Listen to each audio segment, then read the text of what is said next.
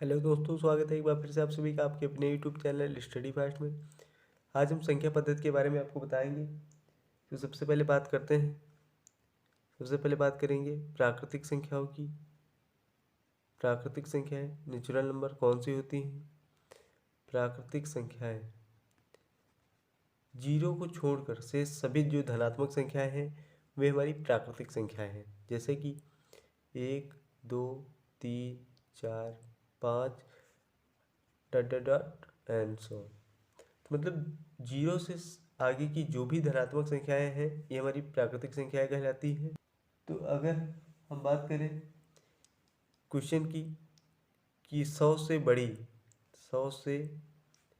बड़ी प्राकृतिक संख्याएं कौन सी हैं, 100 से बड़ी प्राकृतिक संख्याएं कौन सी हैं, तो क्या आंसर होगा? इसका आंसर क्या हो जाएगा? ये होगा 101, 102, 103। जो भी आगे की संख्याएं होंगी ये सब हमारी प्राकृतिक संख्याएं हो जाएंगी। तो प्राकृतिक संख्या क्या है ये हमें पता चल गया है। नेचुरल नंबर क्या होती है? अगर प्राकृतिक संख्याओं में एक हम जोड़ देते हैं और या फिर एक घटा देते हैं तो भी हमारी प्राकृतिक संख्याएं ही प्राप्त होती हैं। लेकिन घटाने में एक शर्त है कि वह संख्या एक नहीं होनी चाहिए। अगर एक में से एक घटाएंगे तो जीरो आएगा, जबकि जीरो हमारी प्राकृतिक संख्या नहीं है। लेकिन अगर और कोई भी प्राकृतिक संख्या है उसमें अगर हम एक ऐड करेंगे तो सभी संख्याएं प्राकृतिक संख्याएं हो जाएंगी। और भी एक ट्रिकी चीज़ है, ये भी याद रखें कि अगर कोई भी चार कंटिन्यूअस प्राकृतिक संख्या लिखी हैं, जैसे कि 11, 12, 13 और 14, अगर इनका हम गुणनफल देखें, इनका जो भी गुणनफल होगा ये क्या होगा? ये 24 से पूरा पूरा डिवाइड होगा, 24 से पूरा पूरा कट जाएगा। कोई भी चार प्राकृतिक संख्याओं का गुणा किया जाए, कोई भी वो संख्या हो सकती हैं, बशर्ते वो कंटिन्यूअस होनी चाहिए, तो इनका अगर जो गुणनफल होगा ये 24 से डिवाइड होगा। ये भी चीज़ याद रखें। जैसे क्वेश्चन एग्जाम में आ जाते हैं, अगर दो लगातार प्राकृतिक संख्याएं दी हुई हैं तो उनके वर्गों का अंतर उनके योगफल के बराबर होता है। अगर 11 और 12 की बात की जाए तो 11 का स्क्वायर हो जाएगा 121, 12 का स्क्वायर हो जाएगा 144। अगर इसका अंतर देखें तो कितना आएगा? इसका अंतर देखें तो कितना आएगा? ये आएगा 23 आएगा। अगर इनका एडिशन किया जाए 11 + 12, ये कितना आएगा? 23 आएगा। तो क्या समझ में आता है कि अगर कोई भी दो क्रमागत प्राकृतिक संख्याएं हैं, इनके वर्गों का अगर अंतर किया जाए, इनके वर्गों का अंतर किया जाए तो इनके योगफल के बराबर होता है। ये भी इम्पोर्टेंट चीज़ है, याद रखें। अब बात करें कि सम संख्याएं क्या होती हैं। सम संख्याएं क्या होती हैं? तो वह संख्याएं जो दो से कट जाती हैं, दो से डिवाइड हो जाती हैं, वे हमारी सम संख्याएं होती हैं। तो कौन सी हैं? 2, 4, 6, 8, 10, ऐसे करके जो भी संख्याएं आगे की हैं ये हमारी प्राकृतिक सम संख्याएं हैं। और विषम संख्याएं कौन सी हैं? जो संख्याएं दो से डिवाइड नहीं होती हैं वो हमारी विषम संख्याएं होती हैं। जैसे कि 1, 3, 5, 7, 9, 11 और 13, और ऐसे आगे जो भी संख्याएं हैं ये हमारी विषम संख्याएं हैं। अब बात की जाए कि अभाज्य संख्याएं कौन सी होती हैं और भाज्य संख्याएं कौन सी हैं, तो ये भी हम देख लेते हैं। यहाँ पर देख लेते हैं भाज्य संख्याएं कौन सी हैं। तो भाज्य संख्याएं होती हैं जो संख्याएं स्वयं से और एक से विभाजित होने के अलावा और किसी भी अन्य संख्या से विभाजित हो जाती है तो वो भाज्य संख्याएं हैं। जैसे कि 4 को देखा जाए तो एक से हमारा डिवाइड पूरा हो जाएगा, 4 से हो जाएगा। और एक संख्या है 2 से भी 4 डिवाइड हो जाएगा। तो मतलब एक से तो हो रहा है, स्वयं से भी हो रहा है, 4 से भी हो रहा है, उसके अलावा 2 से भी हो रहा है, तो ये हमारी क्या है? भाज्य है। ऐसे ही अगर देखा जाए तो 8 में देखा जाए तो एक से है, 2 से है, फिर 4 से है और 8 से है। मतलब एक और स्वयं के अलावा अदर और भी संख्याएं हैं जिनसे डिवाइड हो रहा है। तो ये हमारी कैसी संख्याएं हैं? ये भाज्य संख्याएं हैं। अभाज्य संख्या क्या होती हैं? जो स्वयं से कटे और एक से कटें। जैसे कि 2 हो गया, 2 खाली एक से कटेगा और 2 से कटेगा। फिर 3 हो गया, फिर 5 हो गया। ये संख्या हमारी अभाज्य संख्या है। और जो 2 है ये हमारी क्या है? ये है सम अभाज्य संख्या। एग्जाम में क्वेश्चन आता रहता है सम अभाज्य संख्या क्या है, तो ये है सम अभाज्य संख्या। याद रखें, 2 को हम सम अभाज्य संख्या भी बोलते हैं। बहुत ही इंपॉर्टेंट चीज है। कोई भी संख्या अभाज्य है या नहीं है तो इसकी जांच हम कैसे करते हैं? कोई भी संख्या भाज्य है या नहीं है, संख्या संयुक्त है या फिर अभाज्य है, तो इसकी जांच करने का एक बहुत इंपॉर्टेंट तरीका है। अगर दिया हुआ है 173 अभाज्य है या फिर संयुक्त है, जैसे दिया है, क्वेश्चन दिया है 173 ये भाज्य है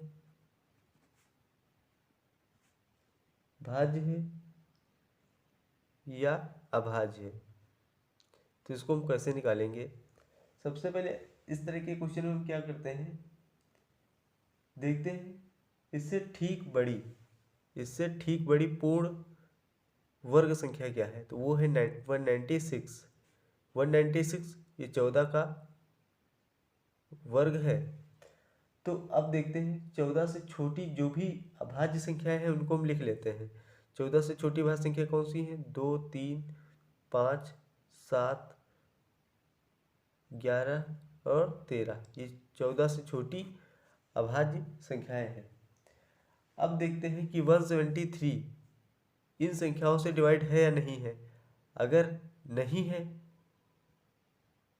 तो अभाज्य संख्या हो जाएगी, अगर डिवाइड है तो वो भाज्य संख्या हो जाएगी। तो 173 2, 3, 5, 7, 11 और 13 किसी से भी भाज्य मतलब किसी से भी डिवाइड नहीं है, तो हम कह सकते हैं कि जो 173 है, 173 ये कैसी है? ये अभाज्य संख्या है। आई होप आपको ये क्वेश्चन समझ में आया होगा। तो भाज्य अभाज्य संख्या कैसी है तो पता कर सकते हैं। ये क्वेश्चन हम और बता दे रहे हैं, दिया है, ये भी ट्रिकी क्वेश्चन है, इम्पॉर्टेंट है, इसे भी याद रखें। 5 का स्क्वायर प्लस 11 का स्क्वायर प्लस 13 का स्क्वायर इतना दिया हुआ है और प्लस 17 का स्क्वायर।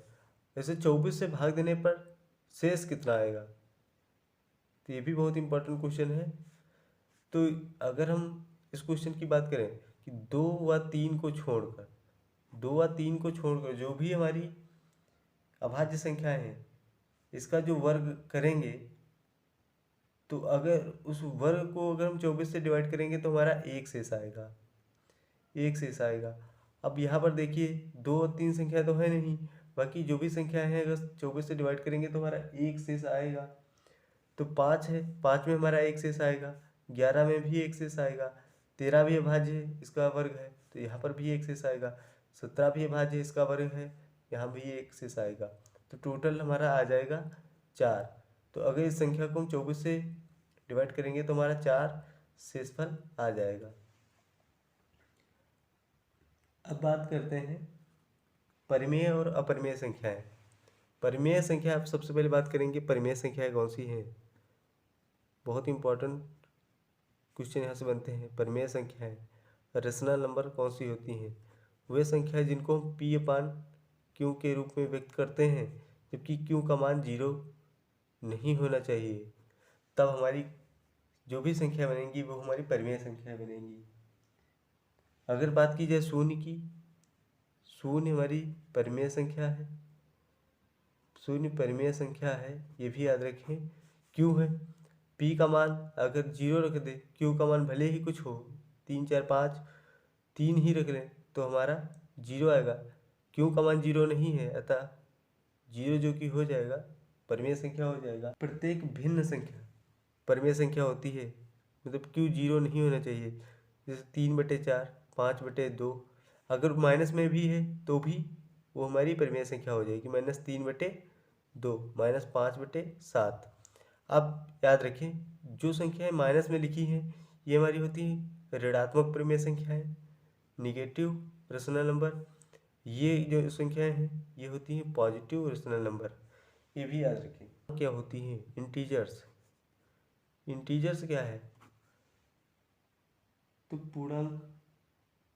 अगर कोई भी पूर्ण संख्याएं हैं, पूर्ण संख्याओं में अगर ऋणात्मक संख्याओं को भी शामिल कर लिया जाए तो हमारी पूर्णांक बन जाती हैं। अब पूर्ण संख्याएं क्या होती हैं उससे पहले पूर्ण संख्याएं जान लीजिए क्या होती हैं। पूर्ण संख्याएं अगर नेचुरल नंबर में जीरो को भी ऐड कर लेंगे तो वो हमारी पूर्ण संख्याएं बन जाएंगी। और पूर्ण संख्याएं जो हैं इसमें अगर ऋणात्मक भी संख्याएं शामिल कर लेंगे, ऋणात्मक नेगेटिव नंबर शामिल कर लेंगे तो हमारी पूर्णांक संख्याएं हो जाएंगी, इंटीजर्स हो जाएंगी। अब यहाँ पर ध्यान रखने वाली चीज़ें हैं कि जो जीरो है, जीरो ना तो धनात्मक पूर्णांक है ना ही ऋणात्मक पूर्णांक है। जीरो पूर्णांक नहीं है, जीरो पूर्णांक नहीं है, पूर्णांक नहीं है, जबकि जीरो पूर्ण संख्या है, पूर्ण संख्या है। जीरो पूर्णांक नहीं है जबकि जीरो पूर्ण संख्या है। अपरिमेय संख्या कौन सी होती हैं। अपरिमेय संख्याएं कौन सी होती हैं। अपरिमेय संख्याएं होती हैं जिनको P/Q के रूप में नहीं व्यक्त किया जा सकता, P/Q के रूप में नहीं व्यक्त किया जा सकता, वे होती हैं अपरिमेय संख्याएं। इनको रूट में व्यक्त किया जाता है, जैसे √2, √3, √5, √7, ये अपरिमेय संख्याएं होती हैं। तो आज के लिए इतना ही। मिलते हैं नेक्स्ट वीडियो में अगले पार्ट के साथ, जहां हम और भी इम्पोर्टेंट चीज़ बताएंगे। तो बने रहें हमारे चैनल के साथ। मिलते हैं आपको नेक्स्ट वीडियो में। चैनल को सब्सक्राइब नहीं किया है तो चैनल को सब्सक्राइब कर दें। वीडियो अच्छा लगा हो तो वीडियो को लाइक कर दें।